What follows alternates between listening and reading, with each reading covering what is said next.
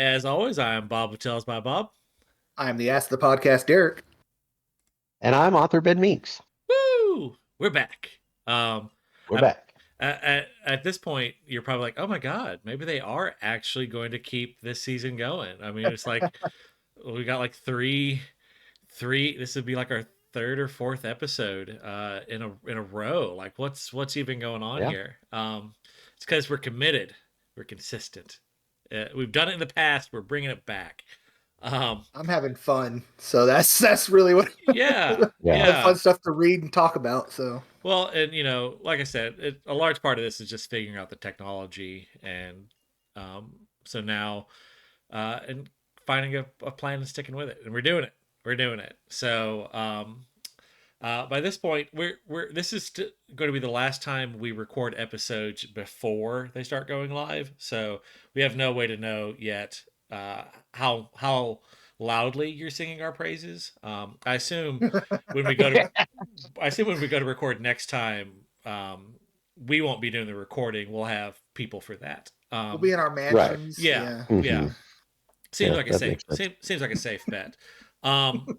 So let's, as always, we're going to dive into some news, and I've got two of them. One of which is would have almost been super relevant to me, and the other is relevant to me and Ben. What? All right. First up, Ozempic seems to curb cravings for alcohol. This is according to an article on NPR. Here's what scientists think are going on. So here I'm going to read a snippet from the article. They basically, there was a guy who started taking Ozempic, and here's what he said: "Before Ozempic, I could consume a whole bottle of wine in an evening without trying real hard, along with a bag of chocolates," he says, laughing. "But with Ozempic, even one beer didn't feel good to me somehow. I had no idea this would happen," he adds. "Nobody told me anything about the drug affecting alcohol too." So I tried to get on Ozempic, and my doctor actually prescribed it for me. With Ozempic, Wegovy, one of those, I don't know, one of those weight loss shot things. Because, spoiler, if you're not watching this on video, I'm fat. So don't worry, Bob, I got you beat. Don't worry about it. Yeah. So I actually got prescribed it, but then my insurance was like, "Oh yeah, it's still gonna be $1,000 a month," and I was like, "Oh, I can just stop eating for free." So right, yeah. So I've seen this. Bob, how would you know if it worked if you couldn't afford food anymore? So you'd be paying for the shot, but how are you supposed to know if it's the shot or you just literally not being able to eat? Well, so here's the thing: is like they've really started looking at these drugs for like treating all forms of like addiction and things like that. Like it does some wiki wild stuff with like how it affects like the pleasure centers of your brain and whatnot, and it's pretty neat. But this guy, like reading this article, it just stood out to me because it was like this guy was like, "Well, yeah, cool, I'm losing weight, but I kind of liked drinking." Right. And he was just like, "I'm just not, I just don't enjoy it anymore." And like the article was mostly upbeat, but when it would go to him, it just seemed kind of sad. He's like, "Man, I don't enjoy eating chocolate and drinking wine." So I definitely get that. That's one of those things where like just talking to my doctor about, oh yeah, I need to make some life changes, not drink or not eat as much, kind of trying to lose weight. And I'd already started like cutting back on the drinking just in general. But I was just like, but I know it's empty calories, but I like to do it. So I don't know, man. Like I'm not cutting it out entirely. That's not going to be a thing. Yeah, everything in moderation. Yeah. Yeah. No, I mean, COVID pretty much killed me drinking for the most part. Other than like when we go on the bourbon trail or we're just like sitting around and someone brings a bottle, then yeah, I'll drink a little bit, but I cannot remember the last time I was drunk. Because it boils down to I can. Yeah. I can't remember. It was uh really the only time I drink is if me and Joe Compton wind up at the same convention. Uh, we end up buying a bunch of Guinness and um and drinking it all, and so that yeah, Tends to go well. yeah, no, it goes amazing. But you know, I don't want to drink my calories. I want to eat my calories. My problem is Right. I want to eat my calories too much. um, eh. Speaking of which, Yeah. I had fish cakes for breakfast. What? Yeah, they're called Are, fish cakes, but they're not made with fish. They're just like they're a Japanese style pancake in the shape of a fish. Oh, I know what you're talking about. Yeah. so are they sweet or savory? So imagine it's kind of like almost like a pancake batter, Hmm. but they put different things in it. So, um, the lady wife and kiddo, they got theirs with custard. They like the custard kind, and I had never been before, so I got you can do half and half. So I did half cream cheese and half strawberry, and the strawberry Okay. was not stuffed. It was just like they put like a light strawberry flavoring in the batter, so it kind of has a Uh-huh. very faint strawberry taste, and then you're supposed to dip it in like strawberry jam. Pretty mid. The cream cheese ones were really good. It was a little more savory, but you could get them, and I kind of hate myself for not doing this. You could get them with a Vienna sausage in the middle. Oh, Bob. Oh, So, yeah. um, but yeah, so got to try those, and that was how I took in my calories. So how did To you start the day. enjoy your peasant fruit? You didn't like the peasant fruit side?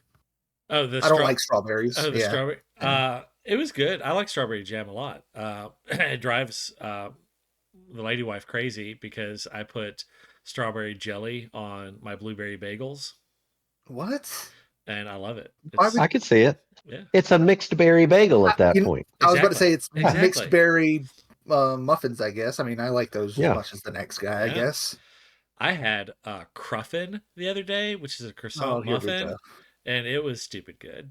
So I've been living on the wild side of breakfast foods here lately, and For those who have Hmm. not known Bob for far too long, this whole him trying new foods thing, kind of weird. yeah, Kind of don't know how to take this. This is the guy who I worked with for an extended period of time, and if I saw him eat anything other than potted meat, um, potatoes, or chicken fingers, I was like, "Who are you? I yeah. don't understand." Because that was it. That was the diet right there. I have the palate of a picky like 8-year-old boy. Um, and like flavor, no, it's overrated. Like we just go, Seasoning? yeah. No, no, no. Tony Chachere's is the only seasoning that exists, and you put it on everything. And spam. It's a high class meal. What more do you really need? It's amazing. I'm at all overweight. Right. Um, All right. So that was just a little light aperitif. Aperitif. I don't know. Aperitif is before the meal and digestif is after the meal. I think that was a little Yeah. aperitif bit of news. Yeah. Here's kind of the big news. Brandon Sanderson, Mm. our hero, who um, Oh, I don't know anyone who doesn't like Brandon Sanderson. They may not like his books, but like he's a really every nice guy. he's Yeah. a really nice guy. Like I've never heard anything but good things about him. Even that guy who tried to write that hit piece article about him, Yep. like I read that article and was like, Yep. I like Brandon Sanderson even more. Like Hmm. you tried to make him sound terrible, and Right. I like him more. Um, which uh, he here's the headline from Publishers Weekly. Brandon Sanderson says deal with Audible is in the works. So uh, I'll just read here.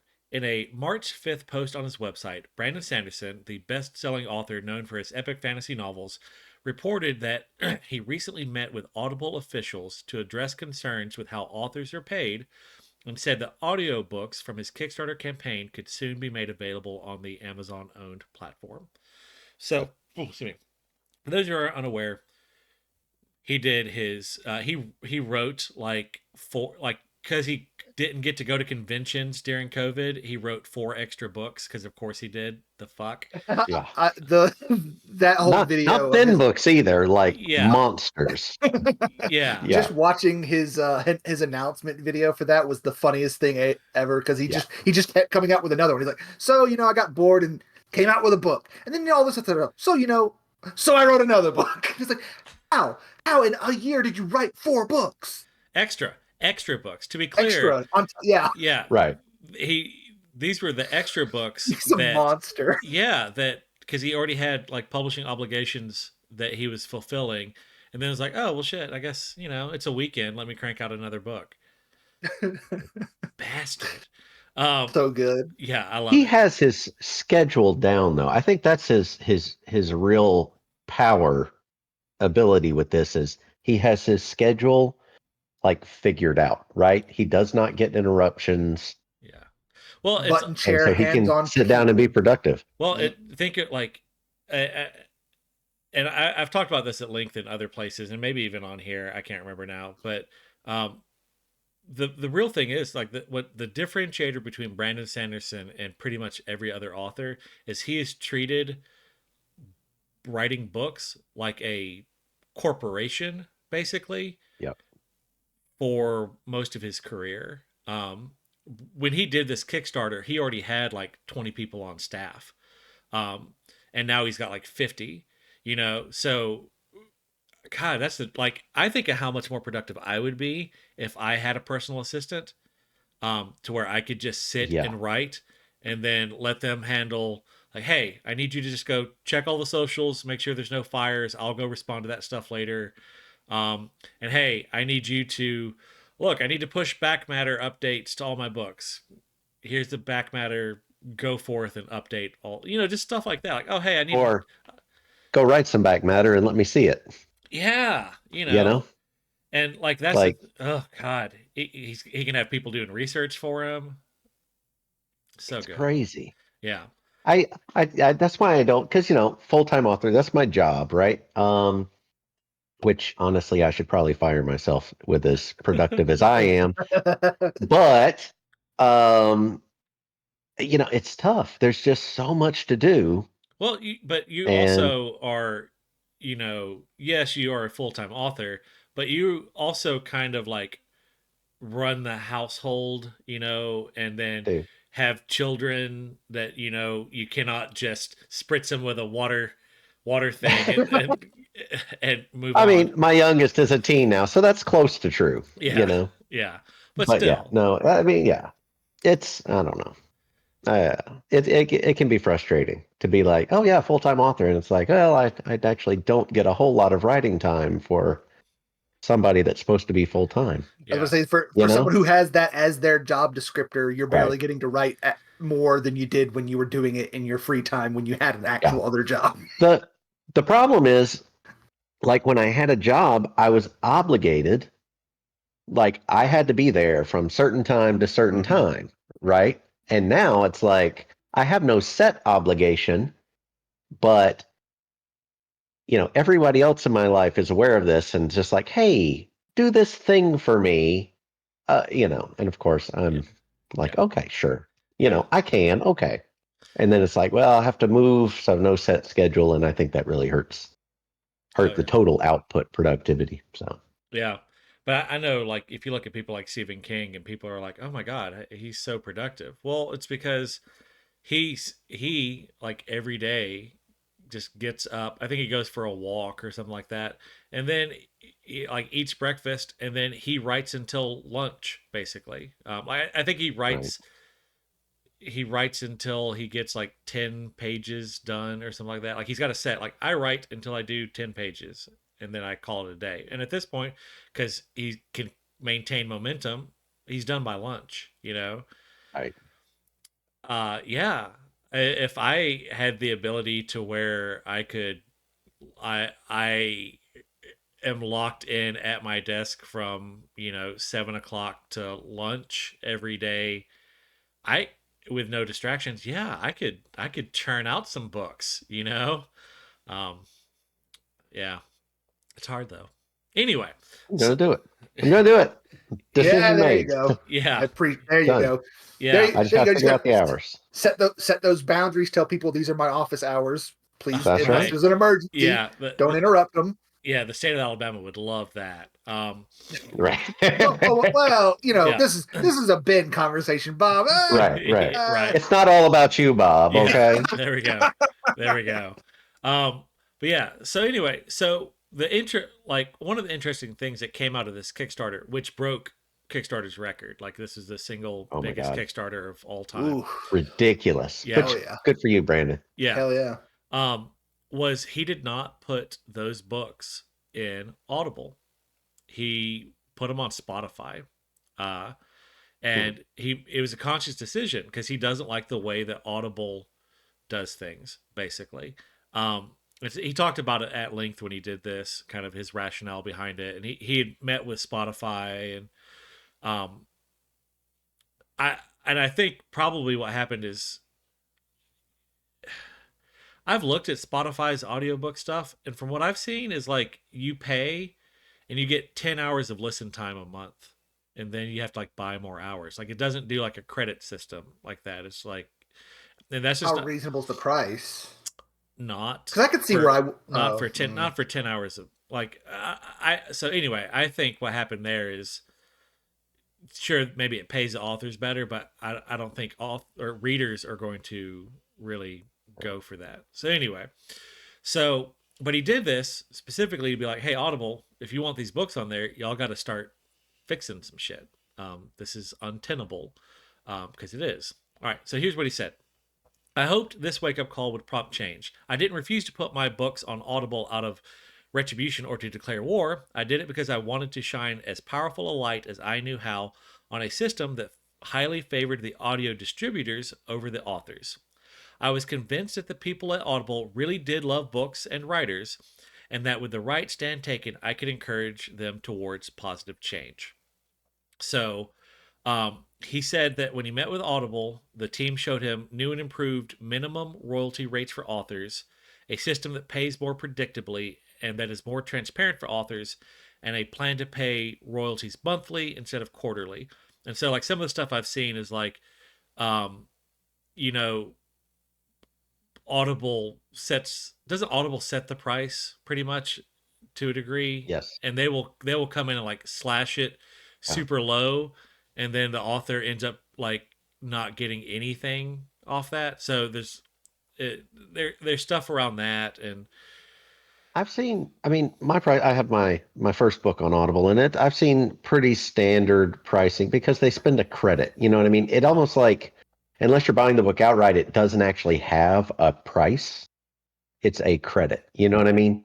So it's really weird. And yeah, I'm not a big So does fan of that it mean when whatsoever. someone purchases your book with a credit, you get a set standard fee for that purchase, or There's a does it? little bit of fluctuation, but Mhm. I mean, everybody's paying the same amount for a credit. So Right. essentially, they paid whatever a credit is, whatever they're paying Well, for credit for your book. is the So fluctuation because some people get the higher tiers that have more credits, so that the difference in how much they're paying per credit is slightly different, and that might be what the variance is. um there are, I think, three different categories for how Audible like lists sales. Hmm. Right. So it could be bought this way or this way or this way. And so I think the fluctuation is just It's about just that. however they're organized. And honestly, I don't even understand it. Mm. So, yeah, and so that's part of what they're trying to fix here is to make it easier to understand why you got paid what you did. Um, right. so it doesn't sound like it's everything that authors wanted, um, because like there's a ton of folks like it was real bad. I think they finally did something around this, but like people like you can basically listen to a entire book, and if you just complain to Amazon, they'll just refund it, um, and the author eats that cost. Also, there's a ton, like like these are just digital files. You know, that Amazon didn't even create. We created these Right. files. So why are they charging so much for distribution? You know, um, Because they can. it's crazy to me. Oh well, I'm always the one that's gonna like maybe there's a legitimate reason, but if there is, you should probably explain it to me. Otherwise, I think you're a dick. So this whole transparency thing benefits you too, unless you're screwing us. In Yeah, which case, okay. yeah. It to me, it's wild. But anyway, so hopefully, it. The other thing is like why are not more big name authors doing this kind of stuff? You know, and I get it. Yeah. I say that. I mean, I understand. Like, but someone like Stephen King, if he was like, pull my books off Audible right now, unless they're going to drop. Like, what one thing that I'm dealing with right now is because I'm doing royalty share. Um, I have to be exclusive to Amazon. Um, 'Cause my by the Mm. time you hear this, my audiobook should be out. But because I'm doing royalty share, I have to be exclusive to Amazon. And it's like, but no. Like uh let me be exclusive. You know, maybe I have to be exclusive for a couple of years or something like that, but then let me go wide. As it is now, I have to be exclusive to them for 7 years, and it automatically renews every year after that, unless me and the narrator agree to not be Right. exclusive anymore. And it's like, fine. I wasn't, it's like, for me, I wasn't Yeah. really planning on necessarily like, I get it. Audible's the biggest game in town. That's where most folks are going to ingest my books from. But it would have been nice to be able to kind of go a little wider with it. Have options. Yeah. Yeah. It's it's one of the, I guess I wasn't even aware of that. Hadn't thought about it because I paid for mine outright. But Yeah. yeah, I guess one of the downsides of royalty share. Hmm. Yeah. Yep. So, and now, super fun. Ben, you've probably gotten this email. Pretty much every author I know has gotten an email from, and including me, from Amazon inviting you to do their new beta program for AI narration. I have not got it. I've heard a lot of talk about it, but Yeah. apparently Amazon doesn't want my books on Well, Audible. no, I So I don't guarantee know. if you go into if you go into KDP, um, like you were going to like upload a new book or something like that, up at the top there's probably a banner up there that says, "Hey, are you interested in trying this?" Because the past couple times I've gone in there, I've seen it. Um, Right. And so I'm not doing that. No author I know is doing that because it's bullshit. I know one. I know one. Well, look, I have. That's the thing is like I know there's going to be a ton of authors that do. Oh yeah, I know. We both know one actually. Um, it, it's Probably the same person. yeah. Yeah, I don't know. This is a an author that crops up a surprising amount in our every time we're at events. Someone seems to be talking about this author. Um, I'm not talking about him. I'm talking oh, about somebody else. So well, we know two, I guess. yeah. So he Okay. because he's doing it.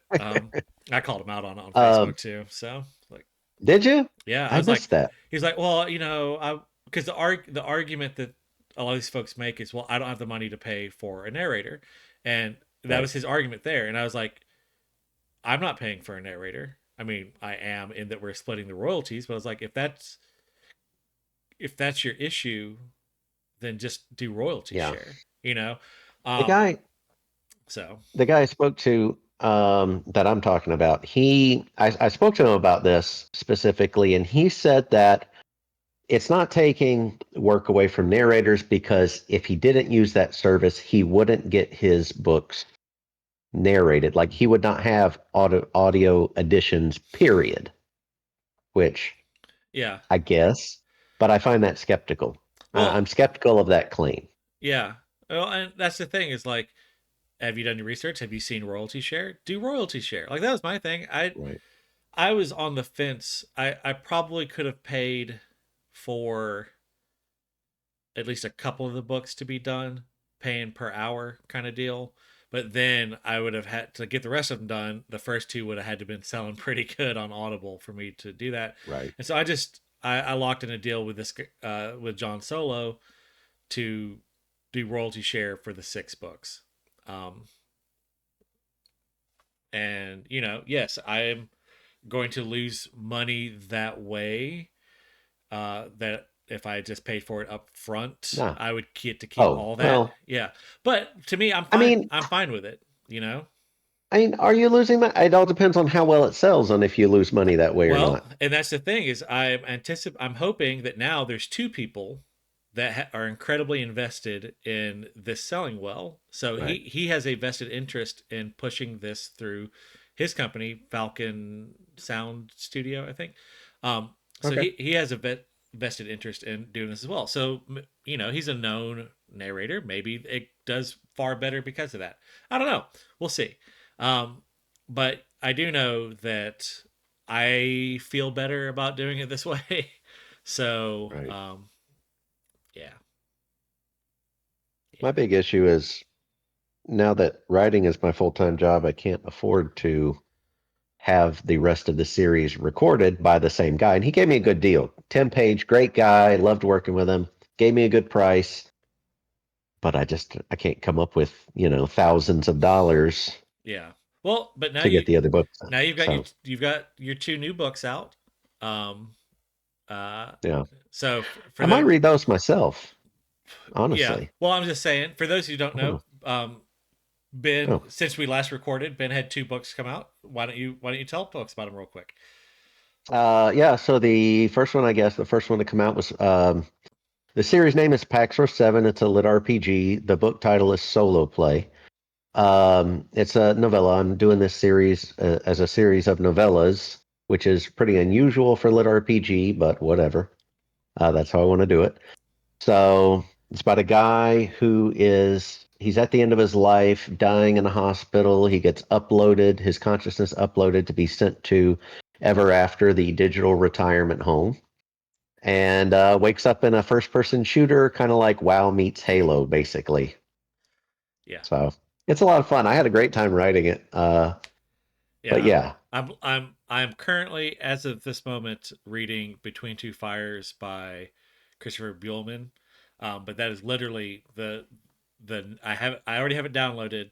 I will be reading it as soon as I'm done with uh, and Between Two Fires. of course, one of my author friends, they're like, "Hey, I started reading your book, Paxor 7." I'm like, cool, thanks. He's like, Is this a typo or did you mean for it to say this?" It's like, yeah, that's a typo. Thanks for pointing that out.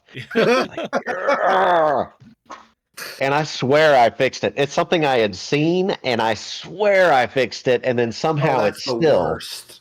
oh my Oh. gosh. Yeah. And it's right up front too. You know what I mean? It's like, so Oof. anyway, so Oof. yeah.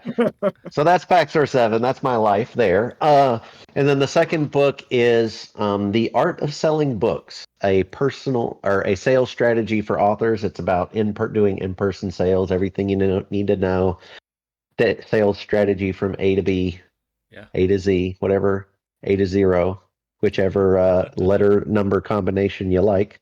Yeah. And And yeah, it's just years of experience put together into a book. And I know Bob read that one. yeah, So, I beta read it. Um and and he did a forward yeah, I wrote the for forward for it me for it. because literally 90% of what I have learned about in person sales I learned from Ben. So um, I am his protege in person Eh, sales. So um, I don't know. Sometimes you sell better than me. I think once you surpass me, it's not well, really fair to say protege well, but anymore. but at the end of the day, not a reflection on you. If the pitch is meth wizard or were otter, meth wizard stands out slightly more, and I really do think Yeah, it's that. Um, I agree. I agree. I honestly, I did not know how hard it would be to sell a were otter when I it started writing it, first book, but I accept that. That's yeah, fair. but to me, like it shouldn't be that hard of a sell. Like, because otters are awesome, were creatures are awesome. Like to me, shouldn't be that hard of a sale. But I will say, you do a lot better at closing a sale. Like if I get a sale, it's typically because someone's like, "Holy shit, Meth Wizard, fuck yeah, let me buy that." Right. Um, Not pulling in the people that are on the fence. yeah, like Ben does a much better job of getting that person who's kind of like to commit without being a a pushy asshole about Yeah. it. Because Yeah. we've been occasionally with some folks that are like real pushy, and that ain't our style. So No. um, it whew. All right. I don't do anything that would make me want to punch myself in the face if I There was you go. being pitched Yeah. to. And let's be Simple as that. fair. That's how we should go through life. Yeah. Like, don't Right. do a thing that makes me want to punch myself in the face. So it's funny that you mentioned that you're writing a novella, and that's not Hmm. typical for lit RPG. I was actually just at I did the Alabama and the Atlanta uh, writing workshops through like it's like Writer's Digest does them. And so when I was in Atlanta, I ended up through kind of just like blind luck, kept running into people that were there to pitch novellas to agents. Hmm. And every time I had to be like, ooh, I'm going to go ahead and give you a heads up before you get in there. And the agent tells you no, they don't want novellas. Like, Right. I don't know that I've not talked to these people on an individual basis, but I can pretty much tell you they don't want novellas. And I was right. Every one of them came back. I was like, "Oh Hmm. yes, you were right." But I told them I was like, and this is I'm going to do a blog post about it sometime in the near future. I really do think novellas they're not the future of publishing, but I really do think that they're going to get to a point where they account for a much larger percent of sales than they currently are. I really do think Right. that they hit a real sweet spot for a lot of people, and you see people asking for them all the time, and there's not enough supply to really fill that demand because the traditional publishers aren't touching it. But like me, all my books, every one of my books that are out currently are two novellas put together. Yeah. Um, they sell fine. Uh, Now the book coming out with Falstaff is a novel, and I write novels too. I just don't publish them. So, Sure, Bob. Sure you um, do.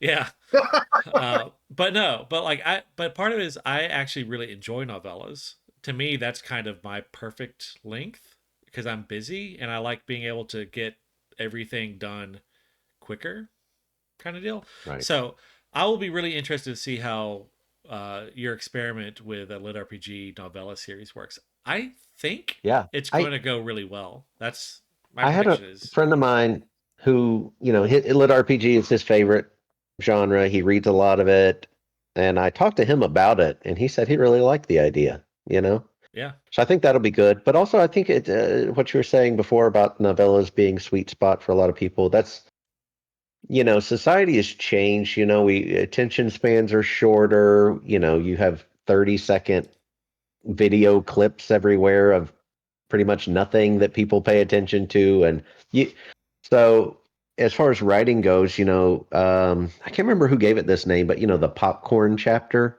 hmm shortening chapters down, right? And I really like that yeah, because I read so slowly that if I'm reading a book, if it's 4,000 words in a chapter, that's a slog for me. But if it's 1,200 words in a chapter, nice. I yeah, feel like I'm making progress and it keeps me going. So shorter books, shorter chapters, I just kind of think are the way things are heading, yeah. you know? Yep. We'll see. Um, Me and Ben, trendsetters. We're gonna That's we're right. gonna we're gonna take the world by storm, and everyone's gonna be like, "Oh my God, why weren't we all doing this sooner?" Um, and so it was real funny though. One of the people that I met, it wasn't funny. It was interesting. I talked with them at length about their project, and they had told me, he's like, yeah, I just knew coming into this that they weren't going to be interested, kind of deal, like and I was right. He came back to me later, and he was like, I'm just going to clue you in on this. I'm actually like, and like he told me who he was, and I didn't recognize it, but then he explained who he was. And I was like, oh, and they're like a big name in comics, and Oh, okay. but he doesn't tell. people that when he goes to these prose events, because anytime he tries to pitch his prose, they say, "Oh, no, send us a graphic novel. We want one of your graphic novels." He's like, Right. I don't need your help to get a graphic novel out. I've got that on tap. I got Like, that. I don't need that. Yeah, I'm here because I want to do prose as well. And so that was kind of neat to kind of hear that struggle. Um, I mean, I feel bad for him. I mean, I feel bad that he has to do that. I don't feel bad for him. He's seemingly doing okay. Right. But he was also just like a really cool, genuine guy. And we ended up talking for like 2 hours. I think, I don't know. It was crazy. Nice. Uh, but yeah, novellas, they're coming. Wave of the future. Wave of the future. All right. So this is a book battle episode. So we chose to discuss what character had the best character growth. And I came up with this question, and I don't really like it. But it's too late. We committed. And in my head I was like, look, we need a topic that's a little weightier, a little less silly, so we can kind of show, that, we're not all just laughs here. We're coming back. We are fun. We are silly, but we can talk about some stuff because we've done it in the past. Yeah, I just don't really like this topic, but it was too late. So, in our little meeting beforehand, everyone's kind of in the same boat. It's like this topic kind of sucks. Yes. I mean, I've got some. So let's dive in. Yeah, I've got some answers. It just okay. So here, my thing is a couple of things. So I had a couple of answers for characters that I thought had really good character growth arcs over the course of their series. However, and surprise, probably will be no surprise to Bob because he knows how much I enjoy this book series. But Robin Hobb's books about Fit Chivalry Farseer, which is part of the I'm blanking on the full realm of the Elderling. Yeah, Elderling. Yeah. But anyways, Fit Chivalry Farseer's character arc over the course of all the books that he's the main character for has a huge like character growth and progression of ups and downs and lefts and right. It's fantastic. However, Bob, I realized I have not finished these books. I thought I had. You're the worst. I have an entire trilogy I have not yet read. I thought I had read. I think there's either 3 trilogies or 4. I can't remember which right now. There are 5 trilogies. Well, no. Hold on. In the realm of the Elderlings, 3 of which are exactly. So I've read the 2 of them. Yeah. Yeah. So I've read those 2. I thought I had read the 3rd as well, but it turns out I started the first one and then just got sidetracked. I think this is when I started working for the state. Is like when I was still working at Petrie, I had time to listen to the audiobooks, and then I got the new job and I didn't have time to, veg out and listen to a book. So just so we're clear, you also haven't read the Sanderson Wheel of Time books either, have you? No. That's where I stopped, right before those. Derek. Yeah. Your 2 favorite book series. Okay, hold on. I've read all of the Jordan Wheel of Time books, though. Yeah. So let's just kind of okay. I feel like you've probably read the bad ones. Like now it's Brandon Sanderson wrote them. They probably actually get good. So okay, I will strangle you to death because as much as I love Brandon Sanderson, I do not like the way he writes. So I know he will pay respect to the story and the characters and stuff like that. I have no doubts about that. However, I will not enjoy it as much because the writing will not be what I'm used to and what I love so much about those books. Neither here nor there. I know you're just messing with me. But back on topic, Fish Chivalry Farseer's arc has been very, very good over the course of what I've read. Because if you like torture porn. It's not just that. I like how I said just in that. but no, I mean essentially Well, for those who are unaware, it's not actually torture porn. This is kind of the no, no, running no. joke. It is a somewhat depressing series. It's not even somewhat. When I was reading this in high school, I had to stop after 2.5 books because I couldn't take it anymore. I was so invested, Wow. but I was so sad and upset by what was happening that I had to stop. Um, but those books very good, and I like apparently midway. I thought it was the end of the saga, but midway through, it's like he's kind of one of the main thrusts. I'm not going to do any spoilers. Is he was trying to not become a he was trying to not do a thing because other people wanted him to do that thing, or they thought that he wanted to do that thing. And by the end of 6 books, he has now been forced to do that thing because all the things that they pushed him to forced his hand, essentially. And he was like, if y'all would have just left me alone, I never would have had to do this. I didn't want any part of any of this, and you've made me do this. But then, I don't know. It's really good. It's fantastic. Yeah. But I think like the super easy answer, especially for me for this, is Lyndon from the Cradle books. Yeah. It's progression fantasy. Come on. I actually started, but so I started to put that, but then I didn't for two reasons. One, I knew you would, and Yeah, two, does he actually grow as a he does. character, or He does he does. just Yeah. grow in powers? He grows as a character significantly because at the beginning of at the beginning of the book, he was much more timid. He was much like he was always trying to work a way around things, trying to figure out his way, and he's always kept that aspect of his character. But he grew on a level of confidence that he never had before because of the way he was treated when he was treated as unsold in his valley. For those who haven't read these books, the main character comes from a valley where they have martial arts and like they have kind of WikiWall magic esque powers and paths that they walk on and stuff. It's really interesting, but he came from a valley where they had basically tested them and determined that he had no potential, essentially.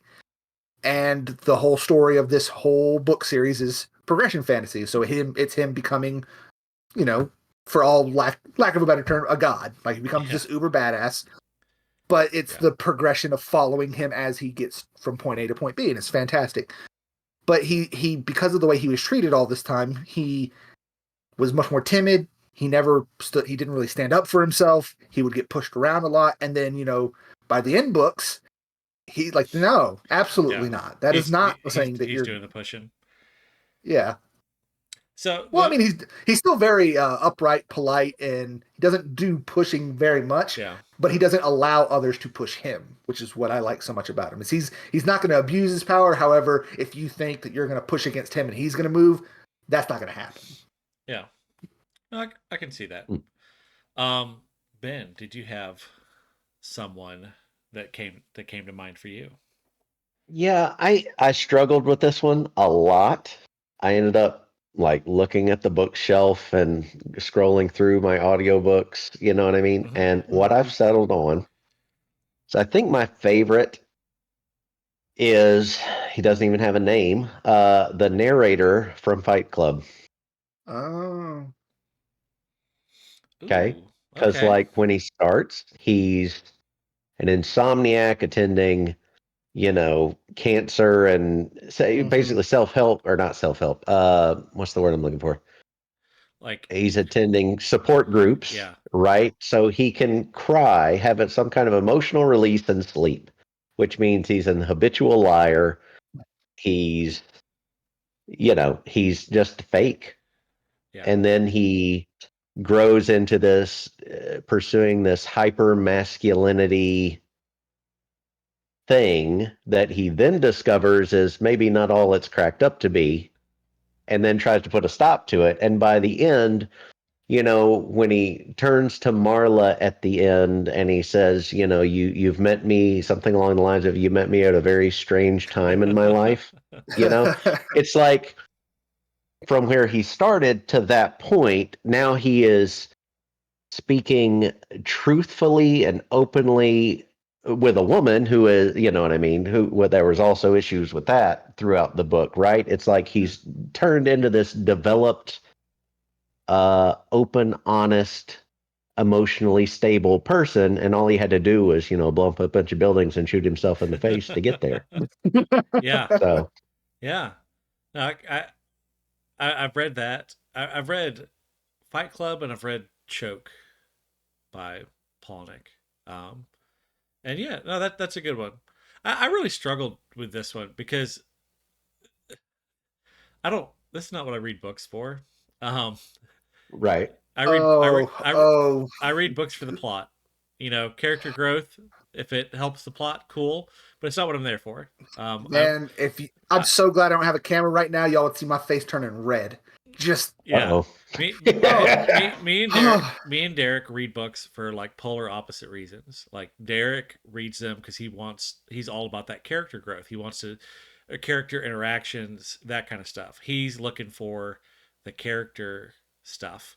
well, And and don't get me wrong, I do like the plot stuff. I yeah, love the plot stuff, but yeah, I feel like I don't like it when you forsake one for the other. So I need right. some of both Yeah. And that's instead of me. steering too much into one or the other. I definitely don't like, oh, I don't want any character anything. Like no, characters are good. I just I Yeah. and that's why I like novellas is because I want to know what the story is, where it's going to end. And the sooner I can get to that point, the more enjoyable it is for me most of the time. There's some long books out there that I've really loved. Dune is fairly lengthy, and I really, really love that book. And there was no, but that makes sense though because there's no characters in that. It is very much more plot and world building than character development. It is. I'm just Uh, messing with you, but uh, also true. yeah, no. Yeah. So I I had to I did the same thing, Ben. Every time we do one of these questions, I end up going to Goodreads and scrolling through all the books Right. I've read that I've logged on there, and being like, okay, who do I actually remember from this book? Did any of them have any character growth? Yep. And there were probably lots of them that had really amazing things, and I've just forgotten that character even existed, or something like that. Because Right. some of those books I have on, like I made a point when I first got on Goodreads to go in and put books that I remembered having read, and if it's some book I read when I was in like seventh grade, I don't fucking remember anything that happened in there. I just remember I read that book. Anyway, so um, I had a few, and I think the one I like the most is Jorg Ankrath from the Broken Earth trilogy by Mark Mhm. Lawrence. And so a lot of people don't like that series. A lot of people really love that series. I come down on the love that series. It's a grimdark trilogy, um, and book one, it's every one of them is about Jorg Ankrath. Jorg starts out like he's 14 years old, running with a band of brigands, and like I think like the opening chapter is like the brigands like break into like sack a village and like are raping people. Like these Yeah, are it's rough. it's rough. These are not likable people. Jorg is not likable. He's very clearly like a sociopath, psychopath. There's something going on there. Um, and book one is a lot of that. Book two, you start to see that yeah, he's still a terrible person, but there's like a method to the madness. And then by the time you get to the end of the series, like this is one of those. If you're not going to read all three books, I would say don't even start because the payoff really comes with the ending, and that's kind of when you see it Hmm. doesn't necessarily excuse his terrible actions, but it explains where he comes from in a way that's like, okay, I see now, like, doesn't make him a good person, but I now see what was going on there. And you see that he has somewhat grown um, to not be just a nonstop psychopath. Like, I don't know. Like, it's not super dramatic character growth, but it was the most interesting character growth. I think that's why it's my favorite on here because yeah, book one Jorg, book three Jorg, not wildly different, but the changes that there are were intensely interesting. Um, Hmm. so that Sounds was good. yeah, it's really good. If you like grimdark stuff, I really like. Mark Lawrence is a fantastic writer. Uh, yeah, no, highly recommend. And then like my other kind of like this is my more traditional, I guess, pick would be Wreck from Legend in by David Gemmell. Uh, Wreck, where the book starts, he's like a coward, like does things for the money kind of deal. But by the end of the book, he's a hero. Like he is straight up, he becomes the Count of Brass. Like it's a whole thing, you know. Um, so it was just very neat to see like he basically goes from being kind of a piece of shit to being a legit hero. You read Legend, right, Derek? I did, but it's been so long. I don't. I know who you're talking about now that you've Yeah, talked more about it. But I was almost about to say, who was that again? he's the guy that falls in love with Right. the the the heir to that the Hmm. Dross Delnock, I think was the name I of want the to book. read that book again. I remember It enjoying is it. oh, it is so good. I've read it like probably 4 or 5 times, but the last time was probably a decade ago. So Yeah. I to the point where I didn't remember his name. I remembered him, and I kind of remembered kind of what was going on there. I had to go look up to see what his name was. Um, What's the legend dude's name uh, in Legend? uh, Druss the Legend. Yeah, I kept wanting to say Dross, and I'm like, that's not right. That's the Mind Spirit. No, Yeah. but it's Druss. That's what it was. Well, and Okay. Dross Delnock is also a thing in the Draenei world. So, Yeah. Hmm. but yeah, Druss, Druss. Okay.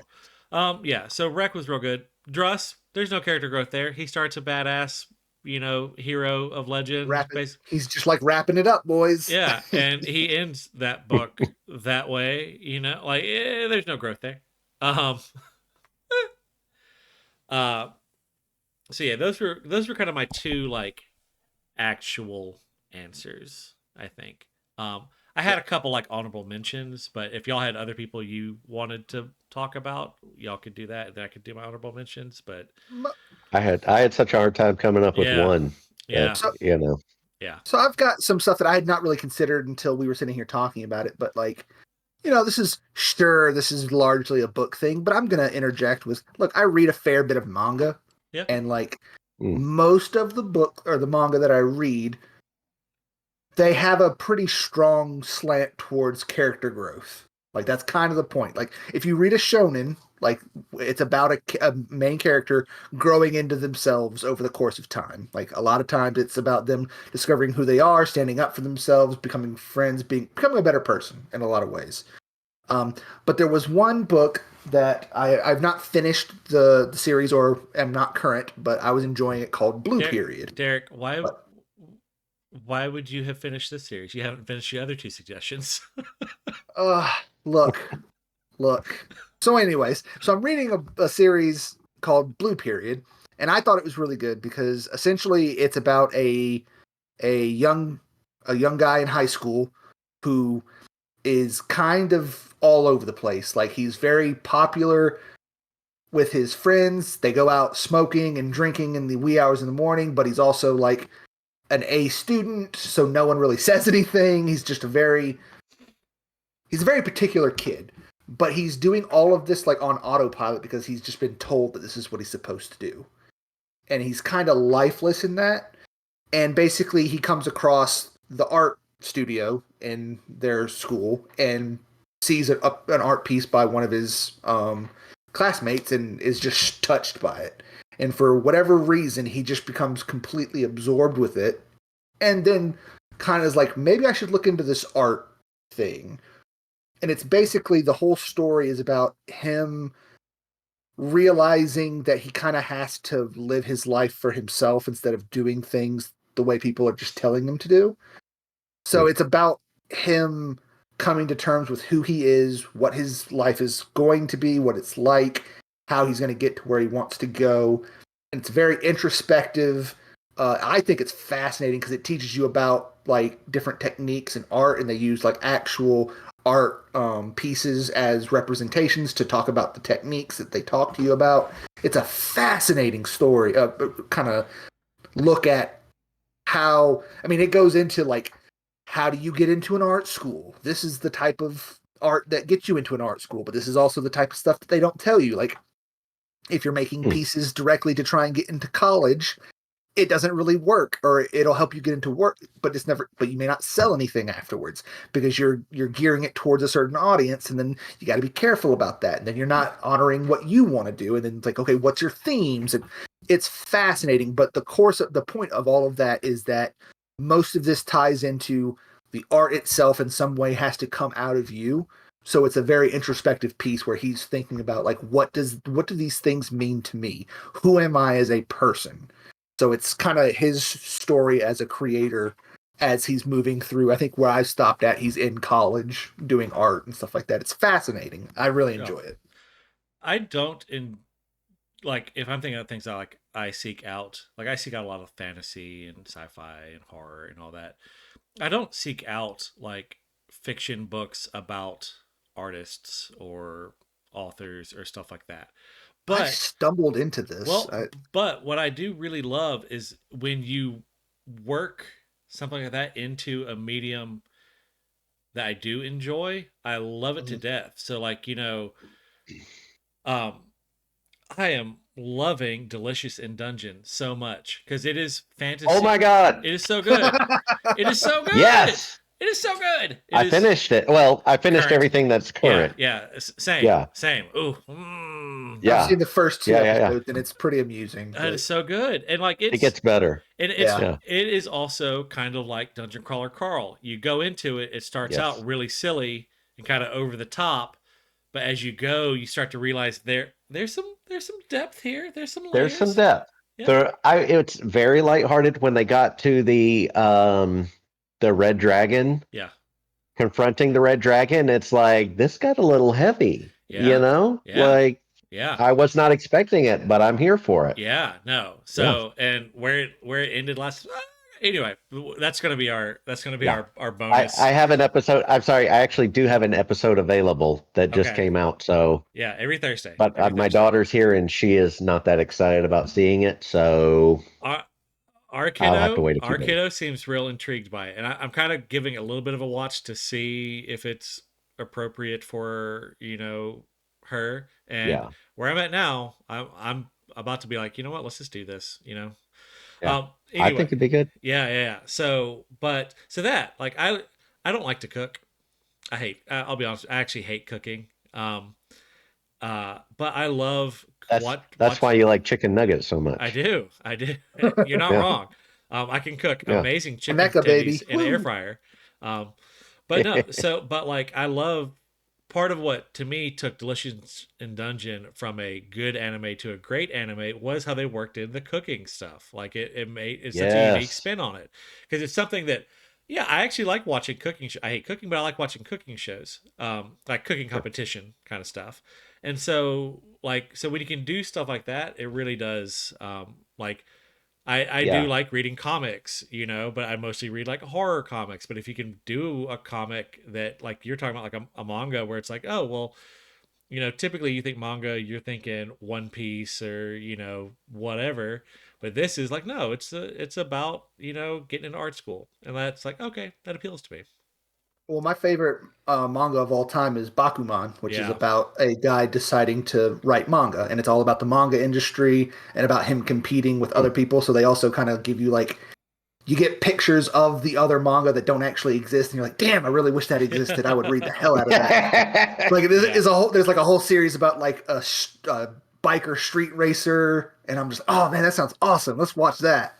But yeah, he's setting it up that. for spinoffs. Yeah. Oh, it's so good. And it's made all time. Well, and it's made by the same people that did Death Note.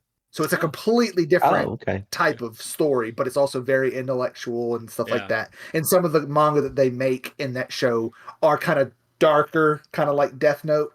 It's fantastic, but that also has a decent character arc, but not as good as some of the other stuff that I've read. Yeah. So what I'm hearing is we're all gonna have to watch Dungeon Meshi or whatever and do a bonus episode. Yeah. That's what I'm Yes. hearing. When Delicious in I'm Dungeon is down. done, we messed up by Hey, Yeah. doing Book Spirits Booze. We should have just done the Delicious in Dungeon hey, report. so Free Run just ended. The last episode came out Yeah. yesterday, I think. So 28 episodes. It's done. That was a hell of a whew, Yeah. I need to. already. I saw they're going to do season 2. Hmm. So I'm when it releases to a streaming service I really want to watch it, and Got I'll it. So bitch change y'all. my password and give it to you. Got it. Okay. Right. Um so I'll throw out my 3 like runners up. Yeah, yeah. Um Michael Corleone from The Godfather Hmm. starts out very much like, no, I'm going to blaze my own path. I'm going to be my own man. I ain't about this mafia stuff. And by the end of it, he becomes the Godfather, and just seeing how that shift comes, how it's not positive character growth. It's very That's much, what I was gonna. That's what I was yeah. gonna say. Yeah. It's very much like he grows in like, I mean, he becomes incredibly competent and yada yada yada, Right. but it is negative growth because at the end of it, he's the Godfather. Like it's not great. Um, Pascanarian from The Deeds of Pascanarian by Elizabeth Moon.